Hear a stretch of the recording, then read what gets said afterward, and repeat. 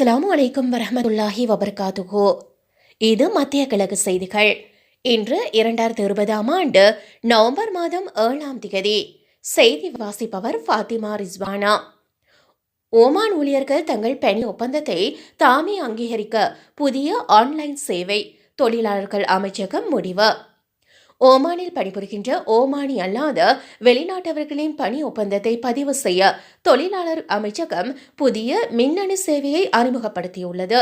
இந்த சேவையின் கீழ் ஊழியர்கள் தங்கள் நிறுவனத்தினால் பதிவு செய்யப்பட்ட ஒப்பந்தத்தை மறு ஆய்வு செய்து ஒப்புதல் அளிக்க வாய்ப்பு கிடைக்கும் என்று தெரிவிக்கப்பட்டுள்ளது.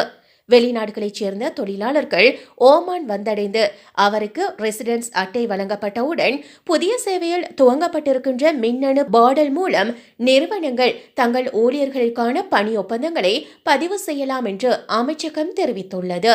அதேபோல பணி அனுமதி புதுப்பிக்கப்பட்டு ரெசிடென்ஸ் அட்டை வழங்கப்பட்ட பின்னரும் அல்லது சேவையை மாற்றி அட்டை வழங்கப்பட்ட பின்னரும் ஒப்பந்தத்தை பதிவு செய்யலாம் என்றும் கூறப்பட்டுள்ளது. ஒப்பந்தத்தில் அங்கீகரிக்கப்பட்ட தொழிலாளர்களின் ப்ரொபஷனில் ஏதேனும் மாற்றம் செய்தாலோ அல்லது பணி ஒப்பந்தம் காலாவதியான பிறகு மீண்டும் அமைச்சகத்தின் போர்டலில் பதிவு செய்யப்பட வேண்டும் என கூறப்பட்டுள்ளது. மேலும் ஊழியர்களின் விவரங்களில் மாற்றங்கள் உட்பட ஒப்பந்தத்தை மாற்றியமைக்க முடியும் என்று தொழிலாளர் அமைச்சகம் உறுதி செய்துள்ளது. ஒப்பந்தத்தின் துல்லியத்தை உறுதிப்படுத்த ஊழியர் எனும் இயக்கப்பட்ட அடையாள அட்டை அல்லது மொபைல் எண்ணை பயன்படுத்தி தனிநபர்களின் சேவைகளை பணி சேவையின் ஒப்பந்தத்தை ஆய்வு செய்து கொள்ளலாம் எனவும் ஊழியர்களின் ஒப்புதல் கிடைத்தவுடன் நிறுவனங்கள் தங்களின் PKI பயன்படுத்தி மீண்டும் அந்த போர்டல் மூலம் பணி ஒப்பந்த சேவைக்கான கட்டணத்தை செலுத்த வேண்டும் என்றும் கூறப்பட்டுள்ளது. அதனைத் தொடர்ந்து பணி ஒப்பந்த விண்ணப்பம் அங்கீகரிக்கப்பட்டு ஒரு பணி ஒப்பந்தம் உருவாக்கப்படும் என்றும் தெரிவிக்கப்பட்டுள்ளது. 2021 முதல் ஆட்சேபனை இல்லா சான்றிதழ் விதியை அகற்ற அரசாங்கம் முடிவு செய்திருப்பதால் நிறுவனங்களுக்கு போதுமான பாதுகாப்பை அளிப்பதற்கும் ஓமான் அரசு உறுதியளித்துள்ளது. சமீபத்தில் பட்டியலிடப்பட்ட விவரங்களின்படி விதியை செயல்படுத்த 6 மாத கால அவகாசம் வழங்குவதை தவிர அரசின் இந்த புதிய முடிவு நிறுவனங்களுக்கு வேலை ஒப்பந்தத்தில் பரஸ்பர நன்மை பயக்கும் உட்பிரிவுகளை கொண்டிருக்க அனுமதி அளிக்கும் என்பதும் குறிப்பிடத்தக்கது. அத்துடன் ஒரு தொழிலாளி தான் பணிபுரியும் நிறுவனத்தை விட்டு வேறொரு நிறுவனம் அல்லது வணிக உரிமையாளருடன் பணிபுரிய ஒப்பந்தம் போடப்பட்டாலும் அவர் பணிபுரிந்த நிறுவனத்தின் பணி ரகசியங்களை பாதுகாக்க அந்த நிறுவனம் தனது தொழிலாளியுடன் சட்டபூர்வ ஒப்பந்தத்தை வைத்துக்கொள்ள அனுமதிக்கப்படுவர் என்றும் கூறப்பட்டுள்ளது. அமெரிக்கத்திலிருந்து இந்தியாவுக்கு பயணிக்க உள்ளீர்களா? கோவிட்-19 தொடர்பான புதிய வழிகாட்டுதல்கள் இது. இந்திய அரசு வெளியிடப்பட்டுள்ள புதிய வழிகாட்டுதல்களின்படி கோவிட்-19 RT-PCR நெகட்டிவ் சான்றிதழ் இல்லாமல் இந்தியாவுக்கு செல்லும் மற்றும் தனிமைப்படுத்தலிலிருந்து விலக்கு கோரும் பயணிகள் இப்போது விமான நிலையத்தை அடைந்தவுடன் RT-PCR சோதனை செய்து கொள்ளலாம் என்று தகவல் தெரிவிக்கப்பட்டுள்ளது. சர்வதேச வருகைக்கான புதிய வழிகாட்டுதல்களை இந்தியா சுகாதார மற்றும் குடும்ப நல அமைச்சகம் அறிவித்துள்ளது.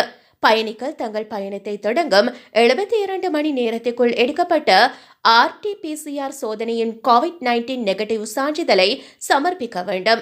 அனைத்து பயணிகளும் சுய அறிவிப்பு படிவத்தை ஆன்லைன் போர்டலில் www.newdelhiairport.in திட்டமிடப்பட்ட பயணத்துக்கு குறைந்தது 72 மணி நேரத்துக்கு முன்பாகவோ அல்லது அந்தந்த சுகாதார கவுண்டர்களுக்கு வந்த பின் நேரடியாகவோ சமர்ப்பிக்க வேண்டும் என்று வழிகாட்டுதல்களில் கூறப்பட்டுள்ளது. நெகட்டிவ் RT-PCR சோதனை அறிக்கை சமர்ப்பிப்பதன் மூலம் நிறுவன தனிமைப்படுத்தலிலிருந்து விலக்கு பெறலாம். பயணத்தை மேற்கொள்வதற்கு 72 மணி நேரத்துக்குள் இந்த சோதனை செய்யப்பட்டிருக்க வேண்டும். சோதனை அறிக்கையை பரிசீலனைக்காக போர்டலில் பதிவேற்ற வேண்டும். ஒவ்வொரு பயணிகளும் அறிக்கையின் நம்பகத்தன்மை தொடர்பாக ஒரு உறுதி ஆவணத்தை கட்டாயம் சமர்ப்பிக்க வேண்டும். RT-PCR நெகட்டிவ் சான்றிதழ் இல்லாமல் வருகின்ற சர்வதேச பயணிகள் மற்றும் நிறுவன தனிமைப்படுத்தலிலிருந்து விலக்கு பெற விரும்பினால் விமான நிலையங்களில் RT-PCR சோதனை செய்து கொள்வதற்கான வசதியையும் பெறலாம் என அதிகாரிகள் கூறியுள்ளனர். நிறுவன தனிமைப்படுத்தலிலிருந்து விலக்கு பெற விரும்புகின்ற பயணிகள் அவர்களின் ஆரோக்கியத்தை சுயமாக கண்காணிக்க வேண்டும் மற்றும் தனிமைப்படுத்தலிலிருந்து விலக்கு அளிக்கப்படும் என்றும் அதிகாரிகள் கூறுகின்றனர். எனினும் கோவிட்-19 நெகட்டிவ் சான்றிதழ் இல்லாமல் வருகின்ற சர்வதேச பயணிகள் மற்றும் விமான நிலையத்தில் PCR சோதனையை தேர்வு செய்யாமல் இருந்தாலோ வசதி அல்லது பரிசோதனை வசதி இல்லாத விமான நிலையத்துக்கு வந்தாலோ 7 நாட்கள் நிறுவன தனிமைப்படுத்தல் மற்றும் 7 நாட்கள் வீட்டு தனிமைப்படுத்தலுக்கு கட்டாயம் உட்படுத்தப்படுவார்கள் என்று கூறப்பட்டுள்ளது. குவைத்தில் சாலை மேம்பாட்டு திட்டங்களை செயல்படுத்த திட்டம். குவைத்தில் உள்ள அனைத்து ஆளுநர்களும் 17 சாலை திட்டங்களை செயல்படுத்த திட்டமிட்டுள்ளனர். சுஜூபா சாலையில் நிலக்கீழ் இடும் பணியை சாலைகள் மற்றும் போக்குவரத்துக்கான பொது ஆணையம் நிறைவு செய்துள்ளது. இதனைத் தொடர்ந்து அதன் பகுதிக்கு அருகிலுள்ள கசாலி சாலை மற்றும் கிங் ஃபஹத் சாலையில் பணி நிறைவடைந்துள்ளது என்று அல் அன்ஃபா செய்தித்தாள் தெரிவித்திருக்கிறது. கடந்த மழைக்காலங்களில் ஏற்பட்ட அனைத்து சிக்கல்களையும் தெரிந்து கொண்டு ஒரு புதிய தொழில்நுட்பத்துடன் சாலை மேம்பாட்டு செய்யப்பட்டுள்ளது. இதனைத் தொடர்ந்து பல்வேறு பகுதிகளில் அதிக அளவில் தேங்கும் மழை நீரை தடுப்பதற்கான வழிகள் செய்யப்பட்டுள்ளது என்று தெரிவிக்கப்பட்டுள்ளது. மேலும் ஆதரவு குழுக்கள் மற்றும் ஒப்பந்தக்காரர்களுடன் சாலைகள் மற்றும் போக்குவரத்துக்கான பொது ஆணையத்தின் அவசர குழு பல்வேறு திட்டங்களை செயல்படுத்த தயாராக உள்ளது என்று தெரிவித்துள்ளது. கட்டாரில் அடுத்த ஆண்டு அக்டோபரில் முதல் பொது தேர்தல், அமீர் அதிரடி அறிவிப்பு. கட்டார் அமீருக்கு வழிகாட்டும் ஷூரா சபையின் உறுப்பினர்கள் தேர்தல் மூலம் தேர்ந்தெடுக்கப்படுவர் என கட்டார் அமீர் Sheikh Tamim bin Hamad Al Thani அவர்கள் 49வது ஷூரா சபையில் அறிவித்துள்ளார். கட்டாரில் அமீரக பொறுப்பேற்றுள்ளவருக்கு வழிகாட்ட 20 ஆண்டுகளுக்கு முன்னர் ஷூரா சபை எனும் அமைப்பு உருவாக்கப்பட்டது.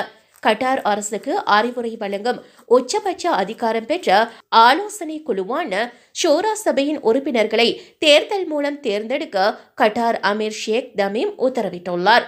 கட்டாரில் 2004ஆம் ஆண்டிலிருந்தே இந்த தேர்தல் ஒத்திவைக்கப்பட்டு ஷூரா சபை உறுப்பினர்களை அமீர் மூலம் தேர்வு செய்து வந்துள்ளனர்.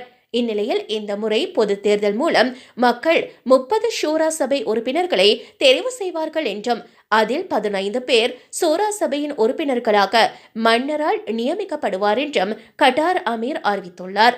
மேலும் இந்த தேர்தலை நடத்த கமிட்டி ஒன்று அமைக்கப்பட்டு அந்த கமிட்டியின் தலைவராக பிரதமர் இருப்பார் என்றும் 2021ஆம் ஆண்டு அக்டோபர் மாதம் இந்த தேர்தல் நடைபெறும் என்றும் அமீர் அறிவித்துள்ளார். கட்டாரில் கடந்த செவ்வாய்க்கிழமையன்று நடைபெற்ற 49வது ஷூரா சபை தொடங்கி வைத்து பேசிய அமீர், கட்டாரை வழிநடத்தும் ஷூரா சபை வலுப்படுத்த தேர்தல் ஒரு முக்கியமான அம்சம் என்று குறிப்பிட்டுள்ளார். மேலும் மக்களின் பங்களிப்பின் மூலம் சட்டமன்ற நடைமுறைகளை இன்னும் வலுப்படுத்தலாம் என்றும் அவர் குறிப்பிட்டுள்ளார்.